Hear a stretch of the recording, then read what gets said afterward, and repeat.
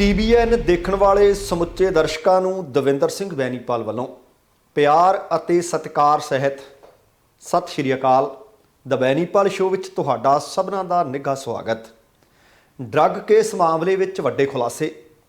ਪੰਚਾਇਤ ਮੰਤਰੀ ਧਾਲੀਵਾਲ ਨੇ ਦੱਸਿਆ ਕਿ ਕਿਵੇਂ ਹੋਈ ਨਜਾਇਜ਼ ਕਬਜ਼ੇ, ਹੁਣ ਲੀਡਰਾਂ ਤੇ ਸਰਪੰਚਾਂ ਤੋਂ ਕਿਵੇਂ ਕਰਾਂਗੇ ਵਸੂਲੀ। ਪਟਿਆਲਾ ਹਿੰਸਾ ਮਾਮਲੇ ਵਿੱਚ ਪਰਵਾਨਾ ਗ੍ਰਿਫਤਾਰ। ਸਾਬਕਾ ਮੁੱਖ ਮੰਤਰੀ ਚੰਨੀ ਦੇ ਰਿਸ਼ਤੇਦਾਰ ਨੂੰ ਨਹੀਂ ਮਿਲੀ ਰਾਹਤ। ਜਗਾੜੂ ਰੇਹੜੀ ਅਤੇ ਜੀਪ ਦੀ ਟੱਕਰ ਨੇ ਲਈਆਂ 3 ਜਾਨਾਂ, ਕਈ ਜ਼ਖਮੀ। ਅਤੇ ਜਗਤਾਰ ਸਿੰਘ ਹਵਾਰਾ ਕੇਸ ਵਿੱਚ ਹਾਈ ਕੋਰਟ ਨੇ ਪੰਜਾਬ ਸਰਕਾਰ ਨੂੰ ਠੋਕਿਆ ਜੁਰਮਾਨਾ। ਦੋਸਤੋ, ਇਹ ਕੁਝ ਜਾਣਕਾਰੀਆਂ ਆਪਾਂ ਆਪਣੇ ਪ੍ਰੋਗਰਾਮ ਦੌਰਾਨ ਸ਼ਾਮਲ ਕਰਾਂਗੇ। ਇਹਦੇ ਤੋਂ ਪਹਿਲਾਂ ਕਿ ਇਹਨਾਂ ਦੇ ਉੱਤੇ ਵਿਸਥਾਰ ਦੇ ਨਾਲ ਗੱਲਬਾਤ ਕੀਤੀ ਜਾਵੇ, ਤੁਹਾਨੂੰ ਬੇਨਤੀ ਹੈ ਕਿ ਪਹਿਲਾਂ ਪ੍ਰੋਗਰਾਮ ਵੇਖ ਸੁਣ ਲੈਣਾ। ਜੇਕਰ ਚੰਗਾ ਲੱਗਿਆ ਫਿਰ ਲਾਈਕ ਅਤੇ ਸ਼ੇਅਰ ਜ਼ਰੂਰ ਕਰ ਦੇਣਾ। 2 ਬੇਨਤੀਆਂ ਹੋਰ ਨੇ। ਇੱਕ, ਇਹ ਆਪਣਾ ਫੇਸਬੁੱਕ ਪੇਜ TVN ਕੈਨੇਡਾ ਕਿਰਪਾ ਕਰਕੇ ਲਾਈਕ ਤੇ ਫੋਲੋ ਕਰ ਲੈਣਾ। ਤੇ ਦੂਸਰਾ, ਆਪਣਾ ਇਹ ਚੈਨਲ ਜੇਕਰ ਹਾਲੇ ਤੱਕ ਤੁਸੀਂ ਸਬਸਕ੍ਰਾਈਬ ਨਹੀਂ ਕੀਤਾ ਤਾਂ ਕਿਰਪਾ ਕਰਕੇ ਸਬਸਕ੍ਰਾਈਬ ਕਰਕੇ ਨੋਟੀਫਿਕੇਸ਼ਨ ਵਾਲੀ ਘੰਟੀ ਜ਼ਰੂਰ ਔਨ ਕਰ ਲੈਣੀ। ਤੇ ਹੁਣ ਵਿਸਥਾਰ ਨਾਲ ਖਬਰਾਂ ਦੇ ਉੱਤੇ ਵਿਚਾਰ ਚਰਚਾ ਕਰਦੇ ਹਾਂ। ਕੁਝ ਕੁ ਦਿਨ ਪਹਿਲਾਂ ਤੁਹਾਡੇ ਨਾਲ ਇੱਕ ਖਬਰ ਸਾਂਝੀ ਕੀਤੀ ਸੀ ਕਿ ਮਾਪਿਆਂ ਨੇ ਇੱਕ ਧੀ ਧਿਆਣੀ ਪੜ੍ਹਨ ਵਾਸਤੇ ਭੇਜੀ ਹੋਈ ਹੈ, ਪਰ 2 ਲੜਕੀਆਂ ਦੇ ਨਾਲ ਇੱਕ ਗੱਡੀ ਦੇ ਵਿੱਚੋਂ ਜਦੋਂ ਤਲਾਸ਼ੀ ਲਈ ਤਾਂ 6 ਕਿਲੋਗ੍ਰਾਮ, ਜਿਸ ਦੀ ਕੀਮਤ 30 ਕਰੋੜ ਰੁਪਏ ਦੱਸੀ ਗਈ ਸੀ, ਫੜੀ ਗਈ। ਕਾਊਂਟਰ ਇੰਟੈਲੀਜੈਂਸ ਦੇ ਵੱਲੋਂ ਇਸ ਹੈਰੋਇਨ ਮਾਮਲੇ ਦੇ ਲਈ ਕੁਝ ਕੁ ਵੱਡੇ ਖੁਲਾਸੇ ਕਰ ਦਿੱਤੇ ਗਏ ਹੈ। ਹੈਰੋਇਨ ਸਮਗਲਰ ਦੀਪਕ ਉਰਫ ਦੀਪ ਅਤੇ ਮਹਿਕ ਨੇ ਜਾਣਕਾਰੀ ਦਿੱਤੀ ਹੈ ਕਿ 1 ਸਾਲ ਦੇ ਦੌਰਾਨ 7 ਵੱਡੀਆਂ ਡਰੱਗ ਖੇਪਾਂ ਟਿਕਾਣੇ ਲਾਈਆਂ ਨੇ। ਪੁਲਿਸ ਅਧਿਕਾਰੀਆਂ ਨੇ ਹੁਣ ਇਹ ਵੀ ਦੱਸਿਆ ਕਿ ਇਹ ਮੁਲਜ਼ਮ ਭਾਰਤ ਪਾਕਿਸਤਾਨ ਸਰਹੱਦ ਦੇ ਨੇੜੇ ਪੈਂਦੇ ਪਿੰਡ ਅਟਾਰੀ ਦੇ 3 ਸਮਗਲਰਾਂ ਦੇ ਸੰਪਰਕ ਵਿੱਚ ਸੀ ਅਤੇ ਉਹਨਾਂ ਦੇ ਕੋਲੋਂ ਉਹਨਾਂ ਦੇ ਇਸ਼ਾਰੇ ਤੇ ਇਹ ਡਰੱਗ ਖੇਪ ਲਿਆਉਂਦੇ ਅਤੇ ਫਿਰ ਟਿਕਾਣੇ ਲਾਉਂਦੇ। ਤੇ ਹੁਣ ਪੁਲਿਸ ਨੂੰ ਇਹ ਵੀ ਖਦਸ਼ਾ ਹੈ ਕਿ ਸਿਰਫ ਇਹ ਲੋਕ ਉੱਥੋਂ ਡਰੱਗ ਹੀ ਨਹੀਂ ਲਿਆਉਂਦੇ ਹੋਣੇ, ਹੋ ਸਕਦਾ ਉੱਥੋਂ ਹਥਿਆਰ ਵੀ ਲਿਆਉਂਦੇ ਹੋਣ। ਪੁਲਿਸ ਹੁਣ ਇਹਨਾਂ ਤੋਂ ਪੁੱਛਗਿੱਛ ਕਰ ਰਹੀ ਹੈ ਅਤੇ ਪਤਾ ਲਗਾਉਣ ਦੀ ਕੋਸ਼ਿਸ਼ ਕੀਤੀ ਜਾ ਰਹੀ ਹੈ ਕਿ ਅੱਜ ਤੱਕ ਜਿਹੜੀਆਂ 7 ਡਰੱਗ ਖੇਪਾਂ ਇਹ ਲੈ ਕੇ ਆਏ ਹੈ ਜਾਂ ਜਿਹੜੀਆਂ ਲਈ ਜਾਂਦੇ ਸੀ, ਇਹ ਸਪਲਾਈ ਕਿਹਨੂੰ ਤੇ ਕਿੱਥੇ ਕਿੱਥੇ ਕਰਦੇ ਸੀ। ਇਸ ਦੇ ਲਈ ਪੁਲਿਸ ਨੇ ਸਰਹੱਦੀ ਪਿੰਡਾਂ ਤੋਂ ਤਕਰੀਬਨ ਅੱਧੀ ਦਰਜਨ ਸ਼ੱਕੀ ਵਿਅਕਤੀਆਂ ਨੂੰ ਜਾਣਕਾਰੀ ਅਨੁਸਾਰ ਹਿਰਾਸਤ ਵਿੱਚ ਵੀ ਲੈ ਲਿਆ ਅਤੇ ਉਹਨਾਂ ਤੋਂ ਵੀ ਪੁੱਛਗਿੱਛ ਕੀਤੀ ਜਾ ਰਹੀ ਹੈ। ਅਤੇ ਜਾਂਚ ਦੇ ਵਿੱਚ ਇਹ ਗੱਲ ਸਾਹਮਣੇ ਆਈ ਹੈ ਕਿ ਮੁਲਜ਼ਮ ਦੀਪਕ ਕੁਝ ਮਹੀਨੇ ਪਹਿਲਾਂ ਵਿਦੇਸ਼ ਜਾਣ ਦੀ ਤਿਆਰੀ ਦੇ ਵਿੱਚ ਵੀ ਜੁਟਿਆ ਹੈ ਸੀ ਕਿ ਉਡਾਰੀ ਮਾਰਾਂਗੇ। ਤੇ ਹੁਣ ਪੁਲਿਸ ਇਹ ਵੀ ਪਤਾ ਲਾਉਣਾ ਚਾਹੁੰਦੀ ਹੈ ਕਿ ਵਿਦੇਸ਼ ਦੇ ਵਿੱਚ ਉਹ ਕਿੱਥੇ, ਕਿਹੜੇ ਮੁਲਕ ਤੇ ਕਿਹਦੇ ਕੋਲ ਜਾਣਾ ਚਾਹੁੰਦਾ ਸੀ। ਦੀਪਕ ਨੇ ਕਿਹੜੇ ਮੁਲਕ 'ਚ ਜਾ ਕੇ ਕਿਹੜੇ ਲੋਕਾਂ ਨੂੰ ਮਿਲਣਾ ਸੀ।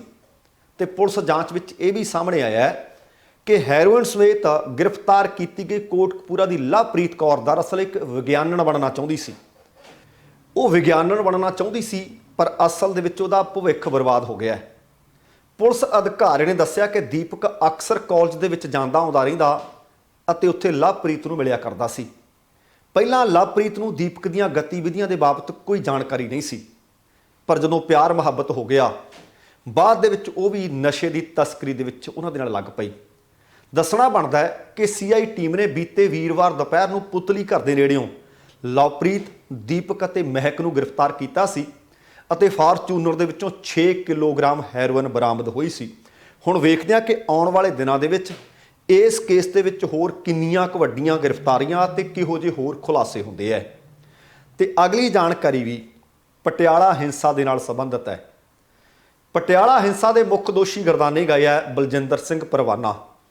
ਹੁਣ ਪਰਵਾਨਾ ਨੂੰ ਵੀ ਗ੍ਰਿਫਤਾਰ ਕਰ ਲਿਆ ਗਿਆ ਅਤੇ ਪਟਿਆਲੇ ਦੇ ਵਿੱਚ ਸ਼ੁੱਕਰਵਾਰ ਨੂੰ ਹਿੰਸਾ ਹੋਈ ਸੀ ਤੇ ਉਸ ਮਾਮਲੇ ਦੇ ਵਿੱਚ ਪੁਲਿਸ ਨੇ ਕਾਰਵਾਈ ਕਰਦਿਆਂ ਥਾਣਾ ਕੋਤਵਾਲੀ ਅਤੇ ਥਾਣਾ ਲਾਹੌਰੀ ਗੇਟ ਦੇ ਵਿੱਚ ਕੁੱਲ 6 FIR ਦਰਜ ਕੀਤੀਆਂ ਨੇ, ਜਿਨ੍ਹਾਂ ਦੇ ਵਿੱਚ 25 ਵਿਅਕਤੀ ਨਾਮਜ਼ਦ ਕੀਤੇ ਗਏ ਹੈ ਅਤੇ ਬਾਕੀ ਅਣਪਛਾਤੇ ਵਿਅਕਤੀਆਂ ਨੂੰ ਨਾਮਜ਼ਦ ਕੀਤਾ ਗਿਆ। ਅਤੇ ਇਸ ਗੱਲ ਦੀ ਪੁਸ਼ਟੀ ਇੱਕ ਪ੍ਰੈਸ ਕਾਨਫਰੰਸ ਕਰਕੇ ਪਟਿਆਲਾ ਡਿਵੀਜ਼ਨ ਦੇ ਕਮਿਸ਼ਨਰ ਚੰਦਰ ਨੇ, ਪਟਿਆਲਾ ਰੇਂਜ ਦੇ IG ਮੁਖਵਿੰਦਰ ਜੀ ਨੇ ਅਤੇ DC ਸਾਕਸ਼ੀ ਸਾਨੀ ਅਤੇ SSP ਦੀਪਕ ਪਾਰਕ ਨੇ ਸਾਂਝੇ ਤੌਰ ਤੇ ਕੀਤੀ। ਉਹਨਾਂ ਦੱਸਿਆ ਕਿ 3 ਗ੍ਰਿਫਤਾਰੀਆਂ ਹੋ ਚੁੱਕੀਆਂ ਨੇ ਅਤੇ ਬਾਕੀ ਰਹਿੰਦਿਆਂ ਨੂੰ ਜਲਦ ਗ੍ਰਿਫਤਾਰ ਕਰ ਲਿਆ ਜਾਵੇਗਾ। ਸਿਵਲ ਅਤੇ ਪੁਲਿਸ ਪ੍ਰਸ਼ਾਸਨ ਨੇ ਇਹ ਗੱਲ ਵੀ ਸਾਫ਼ ਕਰ ਦਿੱਤੀ ਹੈ ਕਿ ਭਾਵੇਂ ਕਿੱਡਾ ਹੀ ਕੋਈ ਅਸਲ ਰਸੂਖ ਵਾਲਾ ਵਿਅਕਤੀ ਹੋਵੇ, ਕੋਈ ਲੀਡਰ ਹੋਵੇ, ਕਿਸੇ ਪਾਰਟੀ ਨਾਲ ਸੰਬੰਧਿਤ ਹੋਵੇ, ਮਾਹੌਲ ਸ਼ਹਿਰ ਦਾ ਵਿਗੜਨ ਨਹੀਂ ਦਿੱਤਾ ਜਾਊਗਾ ਤੇ ਨਾ ਇਸ ਤਰ੍ਹਾਂ ਦੀ ਆਗਿਆ ਦਿੱਤੀ ਜਾਊਗੀ। ਸ਼ਾਂਤੀ ਸਥਾਪਿਤ ਕਰਨ ਦੇ ਵਾਸਤੇ ਪਟਿਆਲਾ ਪੁਲਿਸ ਦੇ ਜਵਾਨਾਂ ਤੋਂ ਇਲਾਵਾ ਬਾਕੀ ਵਿੰਗਾਂ ਦੀ ਫੋਰਸ ਵੀ ਤਾਇਨਾਤ ਕੀਤੀ ਗਈ। ਉਹਨਾਂ ਇਹ ਵੀ ਦੱਸਿਆ ਕਿ ਜਦੋਂ ਹਰੀਸ਼ ਸਿੰਗਲਾ ਦਾ 2 ਦਿਨਾਂ ਪੁਲਿਸ ਰਿਮਾਂਡ ਹਾਸਲ ਕੀਤਾ ਗਿਆ ਹੈ ਅਤੇ ਬਾਕੀ ਦੋਸ਼ੀਆਂ ਨੂੰ ਵੀ ਅਸੀਂ ਜਲਦ ਗ੍ਰਿਫਤਾਰ ਕਰ ਲਵਾਂਗੇ। ਪਰ ਹੁਣ ਇਹ ਮੈਂ ਦੱਸ ਦਿਆਂ ਕਿ ਪਟਿਆਲਾ ਦੇ IG, SSP, SP city, DSP ਅਤੇ 2 SHOs ਦੇ ਤਬਾਦਲੇ ਕਰ ਦਿੱਤੇ ਗਏ ਹੈ। ਪਰ ਹੁਣ ਸਭ ਤੋਂ ਵੱਡਾ ਸਵਾਲ ਪੈਦਾ ਇਹ ਹੁੰਦਾ ਹੈ ਕਿ ਫੌਰੀ ਤੌਰ ਤੇ ਹੀਟ ਘਟਾਉਣ ਦੇ ਵਾਸਤੇ ਇਹ ਤਬਾਦਲੇ ਤਾਂ ਕਰ ਦਿੱਤੇ, ਕੀ ਸੱਚਮੁੱਚ ਇਹੀ ਦੋਸ਼ੀ ਨੇ? ਕਿ ਉਹ SSP ਜਾਂ ਉਹ IG ਕਿਤੇ ਹੋਰ ਜਾ ਕੇ ਕੀ ਇਸ ਤਰ੍ਹਾਂ ਦੀਆਂ ਢਿੱਲੀਆਂ ਕਾਰਗੁਜ਼ਾਰੀਆਂ ਉੱਥੇ ਵੀ ਕਰਨਗੇ, ਜਾਂ ਫਿਰ ਉਹਨਾਂ ਦਾ ਕਸੂਰ ਕੋਈ ਨਹੀਂ ਸੀ, ਜਾਂ ਕਸੂਰਵਾਰ ਜਿਹੜੇ ਲੋਕ ਨੇ ਉਹਨਾਂ ਨੂੰ ਅਸਲ ਦੇ ਵਿੱਚ ਟੰਗਿਆ ਜਾਣਾ ਚਾਹੀਦਾ ਹੈ, ਉਹਨਾਂ ਨੂੰ ਗੂੰਦ ਕਤੀਰਾ ਦੇਣੀ ਚਾਹੀਦੀ ਹੈ, ਉਹਨਾਂ ਤੇ ਸਖਤੀ ਵਰਤਣੀ ਚਾਹੀਦੀ ਹੈ ਤਾਂ ਕਿ ਇਸ ਤਰ੍ਹਾਂ ਦੇ ਲੋਕ ਆਉਣ ਵਾਲੇ ਦਿਨਾਂ ਦੇ ਵਿੱਚ ਇਸ ਤਰ੍ਹਾਂ ਦੇ ਕੰਮ ਭਾਵ ਲੋਕਾਂ ਦੇ ਵਿੱਚ ਭੇੜ ਨਾ ਪਵਾ ਸਕਣ। ਤੇ ਅਗਲੀ ਜਾਣਕਾਰੀ ਸਾਬਕਾ ਮੁੱਖ ਮੰਤਰੀ ਚਰਨਜੀਤ ਸਿੰਘ ਚੰਨੀ ਦੇ ਰਿਸ਼ਤੇਦਾਰ ਭੁਪਿੰਦਰ ਹਨੀ ਨਾਲ ਸੰਬੰਧਿਤ ਹੈ। ਮਨੀ ਲਾਂਡਰਿੰਗ ਮਾਮਲੇ ਵਿੱਚ ਤੁਹਾਨੂੰ ਯਾਦ ਹੋਣਾ ਹੈ ਕਿ ਈਡੀ ਦੇ ਵੱਲੋਂ ਗ੍ਰਿਫਤਾਰ ਕਰ ਲਿਆ ਗਿਆ ਸੀ ਭੁਪਿੰਦਰ ਹਨੀ ਨੂੰ। ਕੱਲ ਜਲੰਧਰ ਕੋਰਟ ਦੇ ਵਿੱਚ ਉਹਨਾਂ ਦੀ ਪੇਸ਼ੀ ਸੀ। ਲੱਗਦਾ ਸੀ ਕਿ ਤਰੀਕ ਭੁਗਤੂ ਸ਼ਾਇਦ ਰਾਹਤ ਮਿਲ ਜੂ, ਪਰ ਅਦਾਲਤ ਨੇ ਰਾਹਤ ਕੋਈ ਦਿੱਤੀ ਨਹੀਂ। ਭੁਪਿੰਦਰ ਹਨੀ ਦੇ ਵੱਲੋਂ ਜ਼ਮਾਨਤ ਵਾਸਤੇ ਅਰਜ਼ੀ ਲਗਾਈ ਗਈ ਸੀ, ਉਹਦੀ ਸੁਣਵਾਈ ਹੋਈ ਹੈ। ਸੁਣਵਾਈ ਦੇ ਦੌਰਾਨ ਦੋਵਾਂ ਧਿਰਾਂ ਦੇ ਵਕੀਲਾਂ ਨੇ ਆਪੋ ਆਪਣੇ ਪੱਖ ਅਦਾਲਤ ਦੇ ਵਿੱਚ ਪੇਸ਼ ਕੀਤੇ, ਅਦਾਲਤ ਦੇ ਸਾਹਮਣੇ ਰੱਖੇ। ਅਦਾਲਤ ਦੇ ਵਿੱਚ ਬਹਿਸ ਵੀ ਹੋਈ। ਆਰਗੂਮੈਂਟ ਹੋਣ ਤੋਂ ਬਾਅਦ ਹਾਲੇ ਤੱਕ ਅਦਾਲਤ ਨੇ ਆਪਣਾ ਫੈਸਲਾ ਰਿਜ਼ਰਵ ਨਹੀਂ ਰੱਖਿਆ। ਜ਼ਮਾਨਤ ਅਰਜ਼ੀ ਤੇ ਹੁਣ ਅਗਲੀ ਸੁਣਵਾਈ 2 ਮਈ ਤੇ ਰੱਖ ਦਿੱਤੀ ਹੈ। ਅਦਾਲਤ ਅਗਲੀ ਸੁਣਵਾਈ ਦੇ ਵਿੱਚ ਫੈਸਲਾ ਸੁਣਾ ਸਕਦੀ ਹੈ। ਜਲੰਧਰ ਅਦਾਲਤ ਵਿੱਚ ਭੁਪਿੰਦਰ ਹਨੀ ਦੀ ਜ਼ਮਾਨਤ ਅਰਜ਼ੀ ਉਸ ਦੀ ਪਿਛਲੀ ਪੇਸ਼ੀ ਦੌਰਾਨ 29 ਅਪ੍ਰੈਲ ਨੂੰ ਲਗਾਈ ਗਈ ਸੀ, ਜਿਸ ਤੇ ਸੁਣਵਾਈ ਲਈ ਲੱਗਦਾ ਸੀ ਕਿ ਬੜੀ ਛੇਤੀ ਕੇਸ ਨੂੰ ਅੱਗੇ ਵਧਾ ਲਿਆ ਜਾਊ। ਅੱਡੋ-ਅੱਡ 27 ਤਰੀਕ ਨੂੰ ਤਰਕ ਵੀ ਰੱਖੇ ਗਏ ਸੀ, ਪਰ ਫਿਰ ਅਦਾਲਤ ਨੇ 1 ਦਿਨ ਅੱਗੇ ਪਾ ਕੇ ਭਾਵ 30 ਅਪ੍ਰੈਲ ਕਰ ਦਿੱਤਾ ਸੀ, ਜਿਸ ਤੋਂ ਬਾਅਦ ਜਲੰਧਰ ਅਦਾਲਤ ਵਿੱਚ ਸੁਣਵਾਈ ਤਾਂ ਹੋਈ, ਪਰ ਭੁਪਿੰਦਰ ਹਨੀ ਨੂੰ 30 ਅਪ੍ਰੈਲ ਵਾਲੇ ਦਿਨ ਵੀ ਕੋਈ ਰਾਹਤ ਨਾ ਮਿਲ ਸਕੀ। ਜਲੰਧਰ ਅਦਾਲਤ ਦੇ ਵਿੱਚ ਮਨੀ ਲਾਂਡਰਿੰਗ ਦੇ ਤਹਿਤ ਭੁਪਿੰਦਰ ਸਿੰਘ ਹਨੀ ਉਹਨਾਂ ਦੇ ਟ੍ਰਾਇਲ ਵੀ ਸ਼ੁਰੂ ਹੈ ਅਤੇ ਹੁਣ 2 ਮਈ ਤੱਕ ਉਹ ਜੁਡੀਸ਼ੀਅਲ ਅਦਾਲਤ ਦੇ ਵਿੱਚ ਆਇਆ ਸੀ, ਪਰ ਜੁਡੀਸ਼ੀਅਲ ਕਸਟਡੀ ਵਿੱਚ ਰਹੇਗਾ। ਹੁਣ ਵੇਖਣਾ ਇਹ ਹੋਵੇਗਾ ਕਿ ਭੁਪਿੰਦਰ ਹਨੀ ਦੇ ਚੱਲ ਰਹੇ ਇਸ ਮੁਕੱਦਮੇ ਦੇ ਵਿੱਚ, ਕਿਉਂਕਿ ਈਡੀ ਕਹਿੰਦੀ ਹੈ ਕਿ ਸਾਡੇ ਕੋਲੇ ਬਹੁਤ ਸਾਰੇ ਪੱਤੇ ਖੋਲ੍ਹ ਦਿੱਤੇ ਆ ਉਹਨੇ, ਉਹ ਤਾਂ ਇੱਥੋਂ ਤੱਕ ਕਹਿੰਦੇ ਆ ਕਿ ਮੁੱਖ ਮੰਤਰੀ ਸਾਬਕਾ ਚਰਨਜੀਤ ਸਿੰਘ ਚੰਨੀ ਵਾਲੇ ਪਾਸੇ ਨੂੰ ਵੀ ਇਹ ਜਿਹੜੀ ਜਾਂਚ ਪੜਤਾਲ ਹੈ ਤੁਰ ਸਕਦੀ ਹੈ। ਵੇਖਦੇ ਹਾਂ ਕਿ ਆਉਣ ਵਾਲੇ ਦਿਨਾਂ ਦੇ ਵਿੱਚ ਕੀ ਚਰਨਜੀਤ ਸਿੰਘ ਚੰਨੀ ਦੀ ਗ੍ਰਿਫਤਾਰੀ ਹੁੰਦੀ ਹੈ ਜਾਂ ਚਰਨਜੀਤ ਸਿੰਘ ਚੰਨੀ ਇਸ ਕੇਸ ਤੋਂ ਲਾਂਭੇ ਰੱਖ ਲਏ ਜਾਂਦੇ ਹੈ। ਪਰ ਖਬਰਾਂ ਇਹ ਨੇ ਕਿ ਚਰਨਜੀਤ ਸਿੰਘ ਚੰਨੀ ਦੇ ਦੋਵੇਂ ਪੁੱਤਰਾਂ ਨੂੰ ਕਿਸੇ ਵਕਤ ਵੀ ਪੁੱਛ ਪੜਤਾਲ ਵਾਸਤੇ ਸੱਦਿਆ ਜਾ ਸਕਦਾ ਹੈ। ਹੁਣ ਗੱਲ ਕਰਦੇ ਹਾਂ ਜੁਗਾੜੂ ਰੇਹੜੀਆਂ ਦੀ। ਮੋਟਰਸਾਈਕਲ ਦੇ ਪਿੱਛੇ ਇੱਕ ਰਿਕਸ਼ੇਨੁਮਾ ਰੇਹੜੀ ਜਿਹੜੀ ਹੁੰਦੀ ਸੀ ਉਹ ਲਾ ਲਈ ਜਾਂਦੀ ਹੈ। ਜੁਗਾੜੂ ਰੇਹੜੀਆਂ ਦੇ ਖਿਲਾਫ ਪਿਛਲੇ ਦਿਨੀ ਪੰਜਾਬ ਸਰਕਾਰ ਦਾ ਇੱਕ ਫੈਸਲਾ ਆਇਆ ਸੀ। ਪੰਜਾਬ ਦੀਆਂ ਜਿੰਨੀਆਂ ਵੀ ਵਿਰੋਧੀ ਧਿਰਾਂ ਨੇ ਉਹਨਾਂ ਨੇ ਜੁਗਾੜੂ ਰੇਹੜੀਆਂ ਵਾਲਿਆਂ ਨੇ ਸਰਕਾਰ ਦੀ ਨੱਕ 'ਚ ਦਮ ਕੁਝ ਘੰਟਿਆਂ 'ਚ ਕਰ ਦਿੱਤਾ ਸੀ, ਜਿਸ ਤੋਂ ਬਾਅਦ ਪੰਜਾਬ ਦੇ ਮੁੱਖ ਮੰਤਰੀ ਨੇ ਆਖਿਆ ਕਿ ਅਸੀਂ ਰੁਜ਼ਗਾਰ ਦੇਣੇ ਆ, ਰੁਜ਼ਗਾਰ ਖੋਣੇ ਨਹੀਂ। ਭਾਵ ਉਹ ਫੈਸਲਾ ਨਾ ਚਾਹੁੰਦੇ ਹੋਏ ਵੀ ਵਾਪਸ ਲੈਣਾ ਪਿਆ ਸੀ। ਉਸ ਦਿਨ ਵੀ ਮੈਂ ਟਿੱਪਣੀਆਂ ਕੀਤੀਆਂ ਸੀ ਕਿ ਇਹਦੇ ਨਾਲ ਜੁਗਾੜੂ ਰੇਹੜੀਆਂ ਜਾਇਜ਼ ਨਹੀਂ ਬਣ ਜਾਂਦੀਆਂ, ਪਰ ਸਰਕਾਰ ਨੇ ਹੱਥ ਗਲਤ ਪਾਸਿਓਂ ਪਾਇਆ ਸੀ, ਉੱਪਰੋਂ ਸ਼ੁਰੂ ਕਰਨਾ ਚਾਹੀਦਾ ਸੀ। ਪਰ ਹੁਣ ਜਿਹੜੀ ਜਾਣਕਾਰੀ ਮਿਲੀ ਹੈ ਦਰਦਨਾਕ ਹੈ। ਇੱਕ ਜੁਗਾੜੂ ਰੇਹੜੀ ਅਤੇ ਜੀਪ ਦੀ ਟੱਕਰ ਹੋਈ ਹੈ, 3 ਜਾਨਾਂ ਗਈਆਂ ਨੇ ਅਤੇ 4 ਜ਼ਖਮੀ ਦੱਸੇ ਜਾ ਰਹੇ ਨੇ। ਤਲਵੰਡੀ ਸਾਬੋ ਦੇ ਨੇੜੇ ਪੈਂਦਾ ਪਿੰਡ ਜਗ੍ਹਾ ਰਾਮ ਤੀਰਥ, ਉੱਥੇ ਜੁਗਾੜੂ ਰੇਹੜੀ ਅਤੇ ਜੀਪ ਦੀ ਆਪਸੀ ਟੱਕਰ ਹੋਈ ਹੈ ਤੇ ਇਸ ਟੱਕਰ ਦੇ ਵਿੱਚ 7 ਮਨਰੇਗਾ ਮਜ਼ਦੂਰਾਂ ਦੇ ਵਿੱਚੋਂ 3 ਦੀ ਮੌਤ ਹੋ ਗਈ, 4 ਗੰਭੀਰ ਜ਼ਖਮੀ ਨੇ। ਜਾਣਕਾਰੀ ਦੇ ਅਨੁਸਾਰ ਰੇਹੜੀ ਪਿੰਡ ਵਾਲੇ ਪਾਸਿਓਂ ਤਲਵੰਡੀ ਸਾਬੋ ਸਰਦੂਲਗੜ੍ਹ ਮੁੱਖ ਸੜਕ ਪਾਰ ਕਰਨ ਲੱਗੀ ਸੀ ਤਾਂ ਸਰਦੂਲਗੜ੍ਹ ਵਾਲੇ ਪਾਸਿਓਂ ਇੱਕ ਤੇਜ਼ ਰਫ਼ਤਾਰ ਜੀਪ ਆ ਰਹੀ ਸੀ, ਉਹ ਜੁਗਾੜੂ ਰੇਹੜੀ ਨਾਲ ਟਕਰਾਉਂਦੀ ਹੈ। ਹਾਦਸੇ ਦੇ ਵਿੱਚ ਰੇਹੜੀ ਦੇ ਚਾਲਕ ਬੱਗੜ ਸਿੰਘ ਦੀ ਨੂੰਹ ਜੋ ਕਿ 35 ਕੁ ਵਰ੍ਹਿਆਂ ਦੀ ਸੀ, ਰਾਣੀ ਕੌਰ, ਮੌਕੇ ਤੇ ਮਰ ਗਈ। ਹਾਦਸੇ ਤੋਂ ਬਾਅਦ ਸਥਾਨਕ ਲੋਕਾਂ ਨੇ ਜ਼ਖਮੀ ਨੂੰ ਸਿਵਲ ਹਸਪਤਾਲ ਤਲਵੰਡੀ ਸਾਬੋ ਦਾਖਲ ਕਰਵਾਇਆ, ਜਿਨ੍ਹਾਂ ਦੇ ਵਿੱਚ 40 ਵਰ੍ਹਿਆਂ ਦੀ ਕੁਲਦੀਪ ਕੌਰ, 70 ਕੁ ਵਰ੍ਹਿਆਂ ਦੇ ਅਜਾਇਬ ਸਿੰਘ, 35 ਕੁ ਵਰ੍ਹਿਆਂ ਦੀ ਮਨਪ੍ਰੀਤ ਕੌਰ, 70 ਵਰ੍ਹਿਆਂ ਦੇ ਬੱਗੜ ਸਿੰਘ, 30 ਵਰ੍ਹਿਆਂ ਦੀ ਸੁਖਪ੍ਰੀਤ, ਅਤੇ 35 ਕੁ ਵਰ੍ਹਿਆਂ ਦੀ ਪਰਮਜੀਤ ਕੌਰ ਇਹ ਸਾਰੇ ਜ਼ਖਮੀ ਹੋ ਗਏ ਸੀ। ਜਾਣਕਾਰੀ ਦੇ ਅਨੁਸਾਰ ਜਦੋਂ ਇਹਨਾਂ ਨੂੰ ਸਿਵਲ ਹਸਪਤਾਲ ਤਲਵੰਡੀ ਸਾਬੋ ਲਿਜਾਇਆ ਗਿਆ ਤਾਂ ਡਾਕਟਰਾਂ ਨੇ ਇਹਨਾਂ ਨੂੰ ਮੁੱਢਲੀ ਸਹਾਇਤਾ ਤਾਂ ਦਿੱਤੀ। ਉਹ ਕਹਿੰਦੇ ਸਾਡੇ ਸਾਂਭਣ ਦੇ ਹੈ ਨਹੀਂ।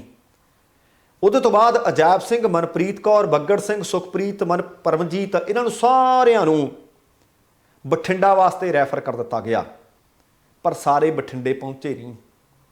ਬੱਗੜ ਸਿੰਘ ਤੇ ਪਰਮਜੀਤ ਦੀ ਰਸਤੇ ਵਿੱਚ ਮੌਤ ਹੋ ਗਈ।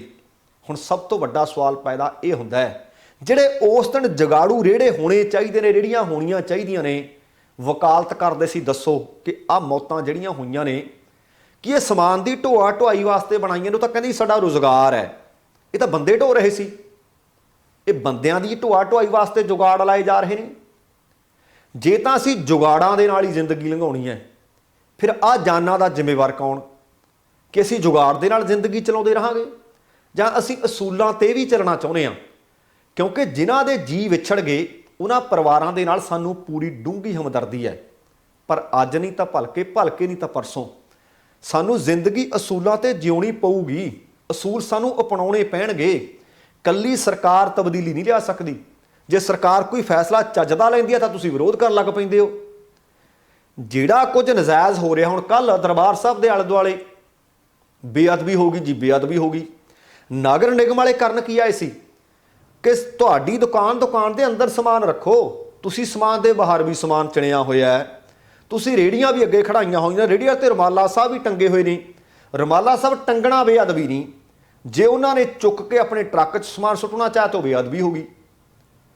ਹੁਣ ਕਿਤੇ ਨਾ ਕਿਤੇ ਤਾਂ ਸਾਨੂੰ ਕੋਈ ਲਕੀਰ ਖਿੱਚਣੀ ਪਊਗੀ। ਅਗਲੀ ਜਿਹੜੀ ਖਬਰ ਹੈ ਉਹ ਪੰਜਾਬ ਸਰਕਾਰ ਅਤੇ ਜਗਤਾਰ ਸਿੰਘ ਹਵਾਰਾ ਕੇਸ ਨਾਲ ਸੰਬੰਧਿਤ ਖਬਰ ਹੈ।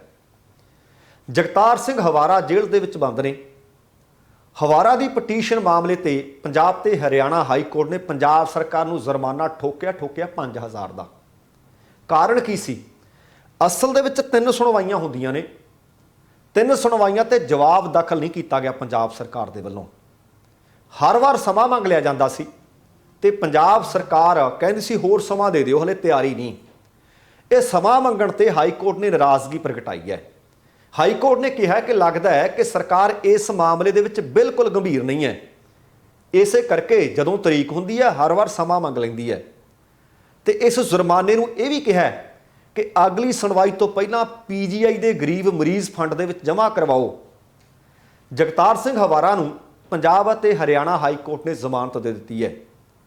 ਜਗਤਾਰ ਸਿੰਘ ਹਵਾਰਾ, ਮੈਂ ਦੱਸਣਾ ਚਾਹੁੰਦਾ ਕਿ 1998 ਤੋਂ ਜੇਲ੍ਹ ਦੇ ਵਿੱਚ ਬੰਦ ਨੇ। ਹਾਈ ਕੋਰਟ ਇਸ ਮਾਮਲੇ ਵਿੱਚ ਜ਼ਮਾਨਤ ਦੀ ਪਟੀਸ਼ਨ ਤੇ ਸੁਣਵਾਈ ਕਰ ਰਹੀ ਸੀ ਅਤੇ ਜਦੋਂ ਪੰਜਾਬ ਸਰਕਾਰ ਨੇ ਲਗਾਤਾਰ ਸਮਾਂ ਮੰਗਿਆ, ਜਵਾਬ ਕੋਈ ਦਿੱਤਾ ਨਹੀਂ, ਉਹਦੇ ਬਦਲੇ 5000 ਦਾ ਜੁਰਮਾਨਾ ਕੀਤਾ ਹੈ। ਸਰਕਾਰ ਨੂੰ ਇਹ ਜੁਰਮਾਨੇ ਦੀ ਰਕਮ ਇਸ ਲਈ ਜ਼ਿੰਮੇਵਾਰ ਅਧਿਕਾਰੀਆਂ ਤੋਂ ਵਸੂਲਣ ਲਈ ਵੀ ਆਖਿਆ ਗਿਆ ਕਿ ਉਹਨਾਂ ਤੋਂ ਵਸੂਲੋ ਜਿਨ੍ਹਾਂ ਨੇ ਇਹ ਜ਼ਿੰਮੇਵਾਰੀ ਪੂਰੀ ਨਹੀਂ ਕੀਤੀ, ਜਿਸ ਕਾਰਨ ਇਸ ਮਾਮਲੇ ਵਿੱਚ ਜਵਾਬ ਦਾਖਲ ਕਰਨ ਦੇ ਵਿੱਚ ਹਾਈ ਕੋਰਟ ਕਹਿੰਦੇ ਦੇਰੀ ਹੋਈ ਹੈ। ਹੁਣ ਹਾਈ ਕੋਰਟ ਦੇ ਵਿੱਚ ਜਿਹੜੀ ਪਟੀਸ਼ਨ ਪਾਈ ਗਈ ਸੀ ਉਹ ਮਹੱਤਵਪੂਰਨ ਹੈ ਕਿ ਉਹਦੇ 'ਚ ਕਿਹਾ ਕੀ ਗਿਆ ਹੈ।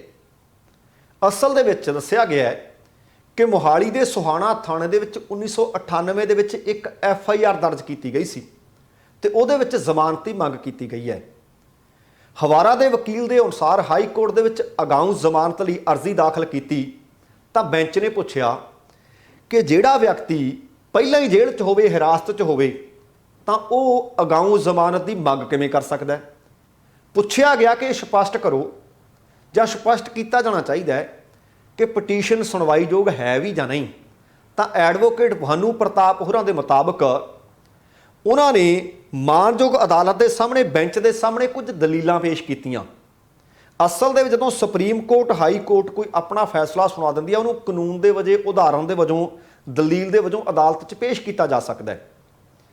ਉਹਨਾਂ ਨੇ ਬੈਂਚ ਦੇ ਸਾਹਮਣੇ ਮਹਾਰਾਸ਼ਟਰ ਦੇ ਇੱਕ ਅਜਿਹੇ ਮਾਮਲੇ ਦੀ ਜੱਜਮੈਂਟ ਪੇਸ਼ ਕੀਤੀ ਜਿਸ ਦੇ ਵਿੱਚ ਹਿਰਾਸਤ ਦੇ ਵਿੱਚ ਚੱਲ ਰਹੇ ਵਿਅਕਤੀ ਦੇ ਵੱਲੋਂ ਦੂਸਰੇ ਮਾਮਲੇ ਦੇ ਵਿੱਚ ਜ਼ਮਾਨਤ ਦੀ ਮੰਗ ਤੇ ਕੇਸ ਚੱਲਿਆ ਤੇ ਨਾਲ ਇਹ ਦਲੀਲ ਦਿੱਤੀ ਗਈ ਕਿ ਇੱਕ ਹੋਰ ਵੀ ਤੁਹਾਨੂੰ ਦੱਸ ਦਿੰਦੇ ਹਾਂ ਕਿ ਪੰਜਾਬ ਤੇ ਹਰਿਆਣਾ ਹਾਈ ਕੋਰਟ ਦੀ ਉਹ ਦੂਸਰੀ ਉਹ ਦਲੀਲ ਤੁਹਾਡੇ ਸਾਹਮਣੇ ਰੱਖ ਦਿੰਦੇ ਆ। ਕਹਿੰਦੇ ਇੱਕ ਹੋਰ ਬੈਂਚ ਨੇ ਡੇਰਾ ਮੁਖੀ ਗੁਰਮੀਤ ਰਾਮ ਰਹੀਮ ਦੇ ਸਬੰਧ ਦੇ ਵਿੱਚ ਪੁਲਿਸ ਨੂੰ ਹਦਾਇਤ ਕੀਤੀ ਸੀ ਕਿ ਸੁਨਾਰੀਆ ਜੇਲ੍ਹ ਦੇ ਵਿੱਚ ਜਾ ਕੇ ਡੇਰਾ ਮੁਖੀ ਤੋਂ ਪੁੱਛਗਿੱਛ ਕਰ ਲਓ, ਕਿਉਂਕਿ ਤੁਹਾਨੂੰ ਪਤਾ ਹੋਣਾ ਕਿ ਜ਼ਬਰ ਜਨਾਹ ਤੇ ਕਤਲ ਦੇ ਮਾਮਲਿਆਂ ਦੇ ਵਿੱਚ ਡੇਰਾ ਮੁਖੀ ਸਜ਼ਾ ਜ਼ਾਬਤਾ ਹੈ।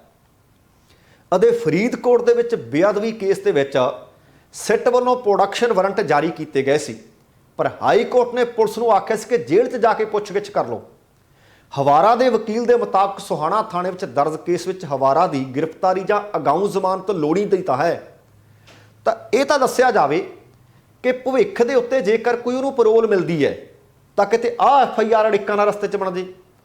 ਇਸ ਵਾਸਤੇ ਸਾਡੀ ਦਲੀਲ ਹੈ ਕਿ ਉਸ FIR ਦੇ ਵਿੱਚ ਅਗਾਊਂ ਜ਼ਮਾਨਤ ਦੀ ਅਸੀਂ ਅਰਜ਼ੀ ਲਾ ਰਹੇ ਹਾਂ।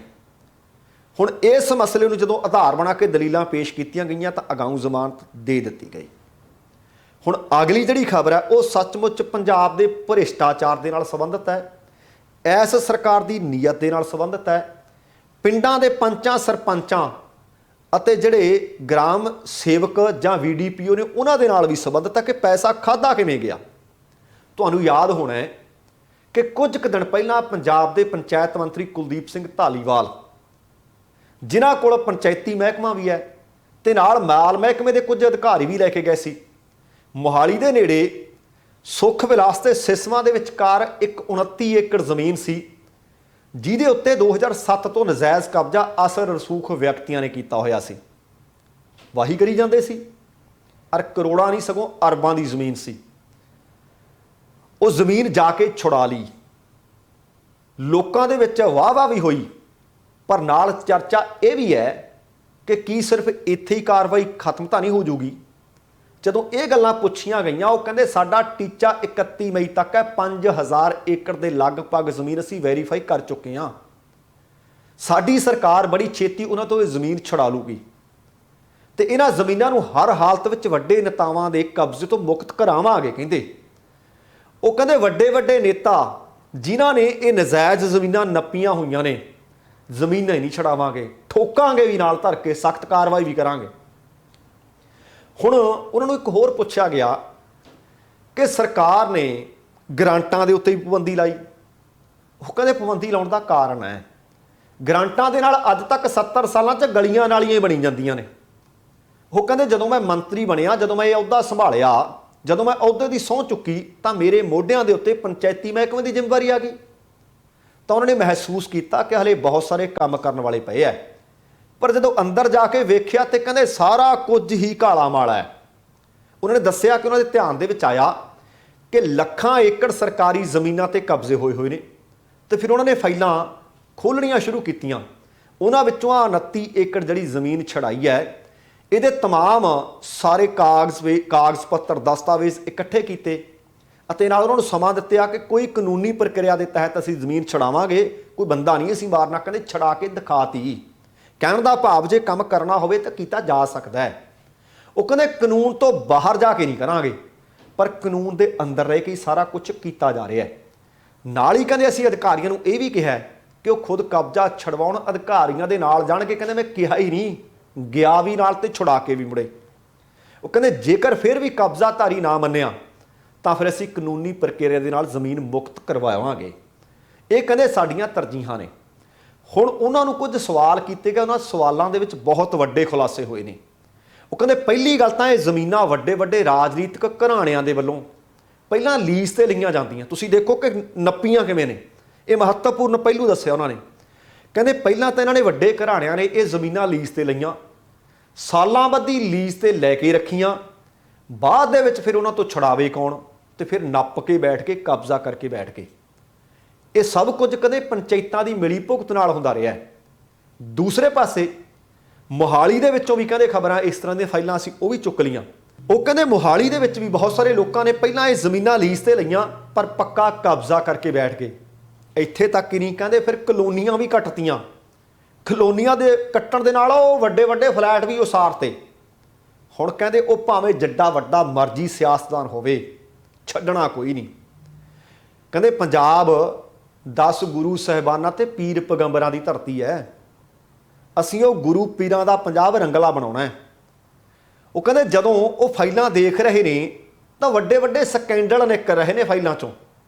ਉਹਨਾਂ ਸਕੈਂਡਲਾਂ ਦੇ ਵਿੱਚ ਮੰਤਰੀ ਤੱਕ ਸ਼ਾਮਲ ਨੇ। ਤੁਸੀਂ ਦੇਖੋ ਕਿ ਜਿਹੜੇ ਲੋਕਾਂ ਨੂੰ ਪੰਜਾਬ ਫੜਾਇਆ, ਸੰਭਾਇਆ ਤੇ ਉਹਨਾਂ ਨੇ ਆਹ ਕੰਮ ਕੀਤੇ ਹੈ। ਉਹਨਾਂ ਨੇ ਇਹ ਵੀ ਦੱਸਿਆ ਕਿ ਜਦੋਂ ਮੈਂ ਮੰਤਰੀ ਬਣਿਆ ਤਾਂ ਮੈਂ ਅਧਿਕਾਰੀਆਂ ਦੇ ਨਾਲ ਬੈਠ ਕੇ ਫੈਸਲਾ ਕੀਤਾ कि दो काम अजिहे कीते जाण जो अज तक किसी मंत्री ने पहलां कीते ना होण। पहला ये कि ग्राम पंचायत सभावां दी होंद नूं बहाल करिए, क्योंकि लोक सभा, विधान सभा ते नाल ग्राम पंचायत सभा संविधान के दरअसल तीन अहम अंग ने। पर बीते कुछ दहाकिਆਂ तो हो की रहा है, लोक सभा का भी पता है लोगों को, विधान सभा का भी पता है, आ ग्राम पंचायत ये तो लगभग ना दी इहदी होंद खत्म करके रख दी। MLA, BDO, सकत्तर, सरपंच ग्रांटां खाई जाते है। ग्रांट आउंदी होवे मन मर्जी नाल अद्धी खर्चण, पूरी खर्चण जां सारी ही खा जाण, पता ही नहीं लगता। उन्होंने नाल उदाहरणां भी दित्तियां, कहंदे पैसा छप्पड़ां वास्ते जांदा सी, लाह गलियां नालियां ते दिंदे सी।